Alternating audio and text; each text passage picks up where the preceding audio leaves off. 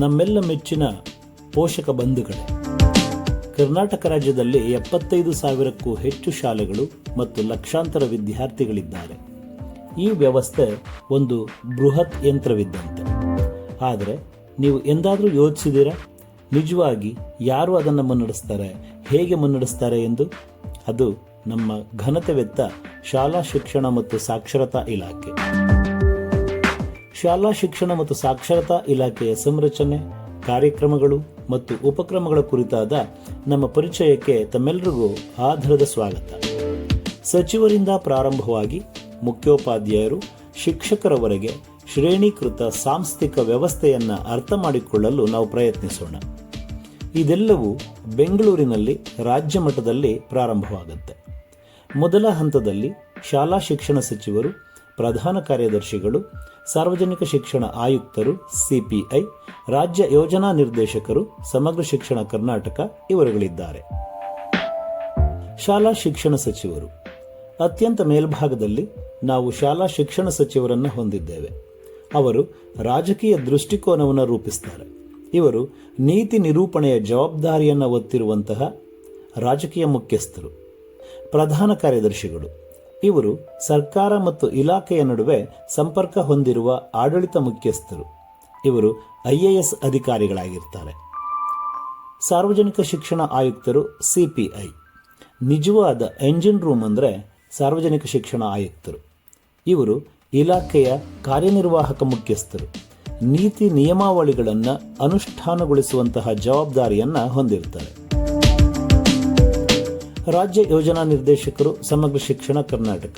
ಇವರು ಪ್ರಾಥಮಿಕ, ಮಾಧ್ಯಮಿಕ ಮತ್ತು ಶಿಕ್ಷಕರ ಶಿಕ್ಷಣವನ್ನು ಸಂಯೋಜಿಸುವ ಸಮಗ್ರ ಶಿಕ್ಷಣ ಯೋಜನೆಗಳನ್ನು ಮೇಲ್ವಿಚಾರಣೆ ಮಾಡುತ್ತಾರೆ.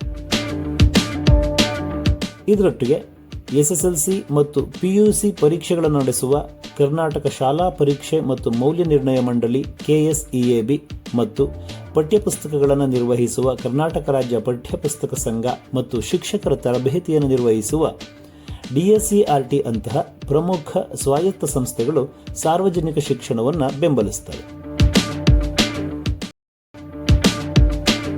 ಆದರೆ ಕರ್ನಾಟಕ ರಾಜ್ಯ ಕೇವಲ ಒಂದು ಕಚೇರಿಯಿಂದ ನಿರ್ವಹಿಸಲು ಸಾಧ್ಯವಾಗದಷ್ಟು ವಿಸ್ತಾರವಾಗಿದೆ. ಹೀಗಾಗಿ ರಾಜ್ಯವನ್ನು ಆಡಳಿತಾತ್ಮಕ ವಿಭಾಗಗಳಾಗಿ ವಿಂಗಡಿಸಲಾಗಿದೆ. ಕರ್ನಾಟಕ ರಾಜ್ಯವನ್ನು ಆಡಳಿತದ ಅನುಕೂಲಕ್ಕಾಗಿ 4 ಮುಖ್ಯ ವಿಭಾಗಗಳಾಗಿ ವಿಂಗಡಿಸಲಾಗಿದೆ. ಅವುಗಳಂದರೆ ಬೆಂಗಳೂರು, ಬೆಳಗಾವಿ, ಮೈಸೂರು ಮತ್ತು ಕಲಬುರಗಿ.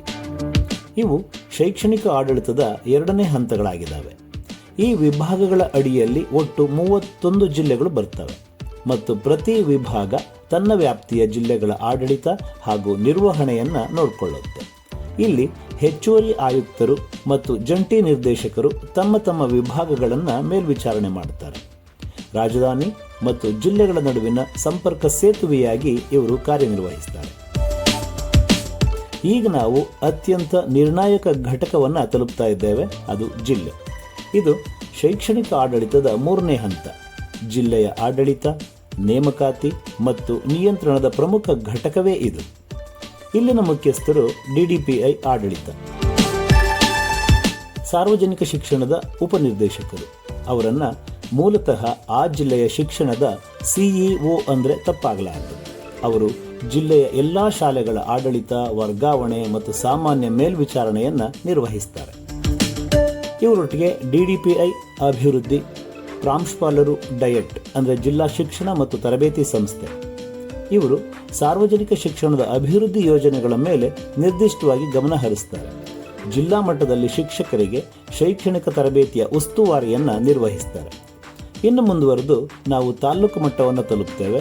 ಇದು ಶೈಕ್ಷಣಿಕ ಆಡಳಿತದ 4ನೇ ಹಂತ. ಇಲ್ಲಿ ಕ್ಷೇತ್ರ ಶಿಕ್ಷಣ ಅಧಿಕಾರಿ ಅಂದರೆ BEO ಅವರು ತಾಲೂಕು ಶಿಕ್ಷಣದ ಪ್ರಮುಖ ಪ್ರಾಧಿಕಾರವಾಗಿರ್ತಾರೆ. ಶಾಲೆಗಳ ಆಡಳಿತ, ಮೇಲ್ವಿಚಾರಣೆ, ಖಾಸಗಿ ಶಾಲೆಗೆ ಮಾನ್ಯತೆ ಅಗತ್ಯವಿದ್ದರೆ ಅಥವಾ RTE ಕಾಯ್ದೆಯನ್ನು ಜಾರಿಗೊಳಿಸಬೇಕಾದ ಅಧಿಕಾರಿಗಳು ಸಹ ಇವರಾಗಿರ್ತಾರೆ. ಇವರೊಂದಿಗೆ ಕ್ಷೇತ್ರ ಸಂಪನ್ಮೂಲ ಕೇಂದ್ರ BRC ಇದರ ಸಂಯೋಜಕರು. ತಾಲೂಕು ಮಟ್ಟದಲ್ಲಿ ಶಿಕ್ಷಕರಿಗೆ ಶೈಕ್ಷಣಿಕ ಬೆಂಬಲ ಮತ್ತು ತರಬೇತಿಯನ್ನು ನಿರ್ವಹಿಸೋದು ಇವರ ಕಾರ್ಯವಾಗಿರುತ್ತೆ. ಇವರೊಟ್ಟಿಗೆ ಕ್ಷೇತ್ರ ಸಂಪನ್ಮೂಲ ವ್ಯಕ್ತಿಗಳು ಇದ್ದು BRC ಅವರಿಗೆ ಬೆಂಬಲವಾಗಿರ್ತಾರೆ. ಅಂತಿಮವಾಗಿ ನಾವು ತಳಮಟ್ಟವನ್ನು ತಲುಪ್ತೇವೆ, ಕ್ಲಸ್ಟರ್ ಮತ್ತು ಶಾಲಾ ಮಟ್ಟ. ಕ್ಲಸ್ಟರ್ ರಿಸೋರ್ಸ್ ಪರ್ಸನ್ ಅಂದರೆ CRP ಮತ್ತು ಶಿಕ್ಷಣ ಸಂಯೋಜಕರು ECO ಇವರು 10ರಿಂದ 15 ಶಾಲೆಗಳ ಕ್ಲಸ್ಟರ್ನ ಉಸ್ತುವಾರಿಗಳಾಗಿರ್ತಾರೆ. ಇವರು ಶಿಕ್ಷಕರಿಗೆ ಸ್ಥಳದಲ್ಲೇ ಶೈಕ್ಷಣಿಕ ಬೆಂಬಲವನ್ನು ಒದಗಿಸುವಂತಹ ಕೆಲಸ ಮಾಡುತ್ತಾರೆ. ಇನ್ನು ಶಾಲೆಗಳಿಗೆ ಬಂದರೆ ಮುಖ್ಯೋಪಾಧ್ಯಾಯರು ಇವರು ವೈಯಕ್ತಿಕವಾಗಿ ಪ್ರೌಢಶಾಲೆ ಅಥವಾ ಪ್ರಾಥಮಿಕ ಶಾಲೆಯ ಆಡಳಿತ ಮುಖ್ಯಸ್ಥರುಗಳಾಗಿರುತ್ತಾರೆ. SDMC ಶಾಲಾ ಅಭಿವೃದ್ಧಿ ಮತ್ತು ಮೇಲ್ವಿಚಾರಣಾ ಸಮಿತಿ ಇದು ಶಾಲೆಯ ಅಭಿವೃದ್ಧಿ ಮತ್ತು ನಿಧಿಯ ಬಳಕೆಯನ್ನು ಮೇಲ್ವಿಚಾರಣೆ ಮಾಡುವ ಪೋಷಕರನ್ನೊಳಗೊಂಡಂತಹ ಶಾಸನಬದ್ಧ ಸಂಸ್ಥೆಯಾಗಿರುತ್ತೆ. ಬೆಂಗಳೂರಿನ ಸಚಿವಾಲಯದಿಂದ ಪ್ರಾರಂಭವಾಗುವ ಆಡಳಿತದ ಈ 5 ಹಂತದ ರಚನೆಯು ಹಳ್ಳಿಯೊಂದರ ತರಗತಿಯವರೆಗೆ ಶೈಕ್ಷಣಿಕ ವ್ಯವಸ್ಥೆಯ ಚಕ್ರಗಳು ಸುಗಮವಾಗಿ ತಿರುಗುತ್ತಾ ಇರುವುದನ್ನು ಖಚಿತಪಡಿಸ್ತವೆ. ಇದನ್ನು ಅರ್ಥ ಮಾಡಿಕೊಳ್ಳೋದ್ರಿಂದ ನಮ್ಮ ಮುಂದಿನ ಪೀಳಿಗೆಯ ಸದೃಢ ಭವಿಷ್ಯದ ಜವಾಬ್ದಾರರು ಯಾರು ಎಂದು ತಿಳಿಯೋದಕ್ಕೆ ನಮಗೆ ಸಹಾಯಕವಾಗುತ್ತೆ. ಇನ್ನು ಮುಂದುವರೆದಂತೆ ಇಲಾಖೆಯ ಪ್ರಮುಖ ಕಾರ್ಯಕ್ರಮಗಳು ಮತ್ತು ಉಪಕ್ರಮಗಳ ಕುರಿತಾಗಿ ನಾವು ತಿಳಿಯೋಣ. ಕರ್ನಾಟಕದ ಹೃದಯ ಭಾಗದಲ್ಲಿ ಮೌನವಾದ ಕ್ರಾಂತಿ ನಡೀತಾ ಇದೆ.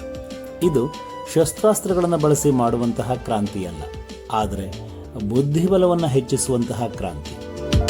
ಭೌಗೋಳಿಕ ಭಿನ್ನತೆ ಅಥವಾ ಆರ್ಥಿಕ ಅಸಮಾನತೆಯನ್ನು ಲೆಕ್ಕಿಸದೆ ಪ್ರತಿ ಮಗುವಿಗೆ ಕನಸು ಕಾಣುವ ಹಕ್ಕು ಇದೆ ಎನ್ನುವುದನ್ನು ಖಚಿತಪಡಿಸಿಕೊಳ್ಳೋದಕ್ಕಾಗಿ ಶಾಲಾ ಶಿಕ್ಷಣ ಮತ್ತು ಸಾಕ್ಷರತಾ ಇಲಾಖೆಯು ಗುಣಮಟ್ಟದ ಶಿಕ್ಷಣ, ಪೌಷ್ಟಿಕಾಂಶಯುತ ಆಹಾರ, ಉತ್ತಮ ಮೂಲಸೌಕರ್ಯ ಮತ್ತು ನಾವೀನ್ಯತೆ, ಮಕ್ಕಳ ಹಕ್ಕುಗಳ ರಕ್ಷಣೆಯ ಸುರಕ್ಷತಾ ಜಾಲವನ್ನು ರಾಜ್ಯದಾದ್ಯಂತ ಹೆಣಿತಾ ಇದೆ.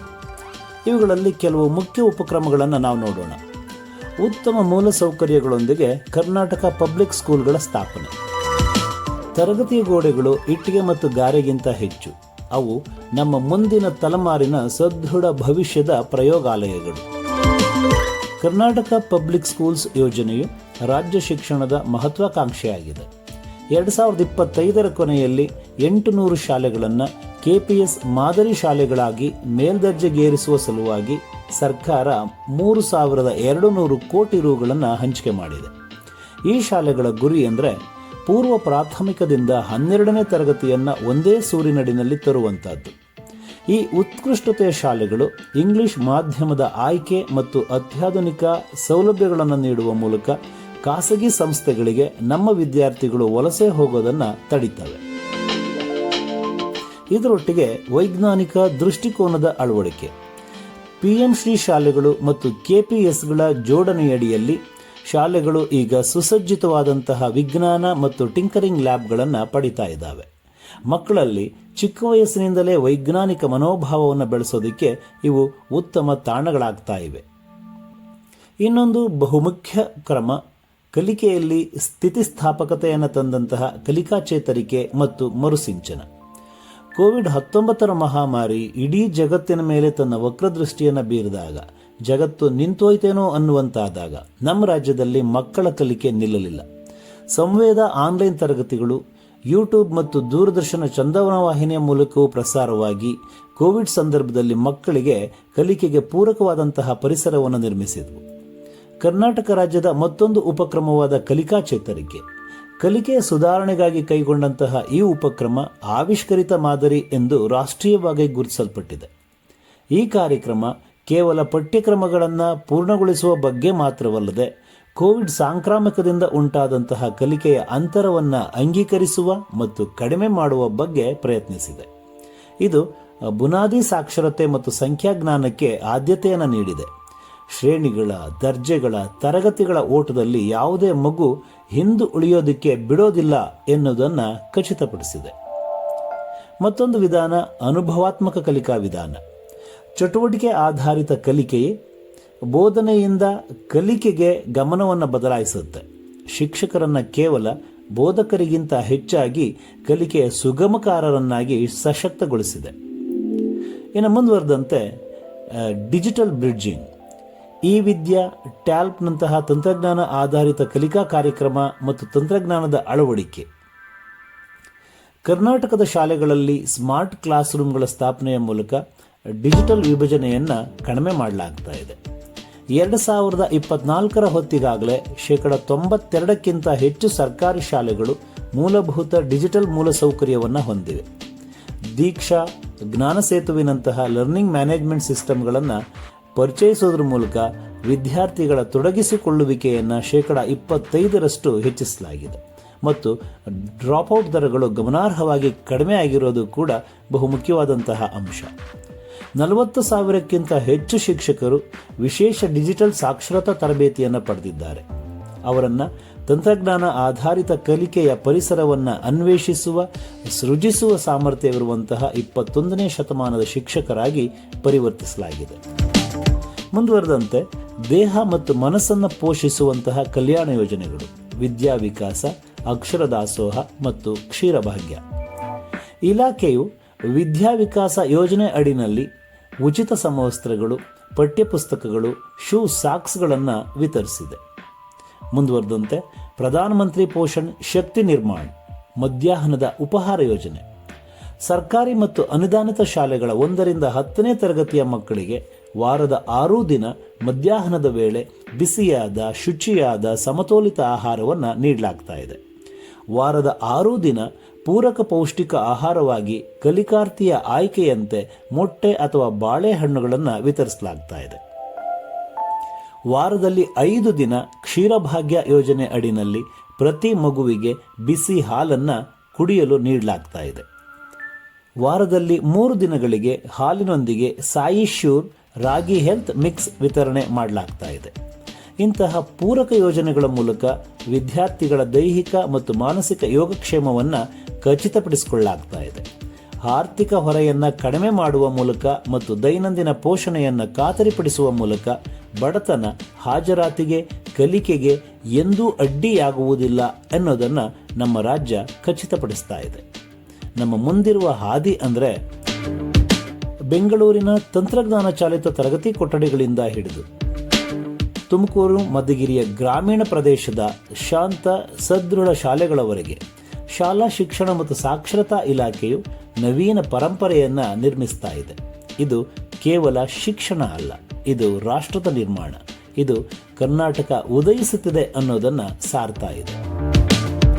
ಇಲ್ಲಿ ಹಂಚಿಕೊಂಡಂಥ ಮಾಹಿತಿ ತಮಗೆ ಉಪಯುಕ್ತವೆನಿಸಿದರೆ ನಾವು ಧನ್ಯರು. ಧನ್ಯವಾದಗಳು.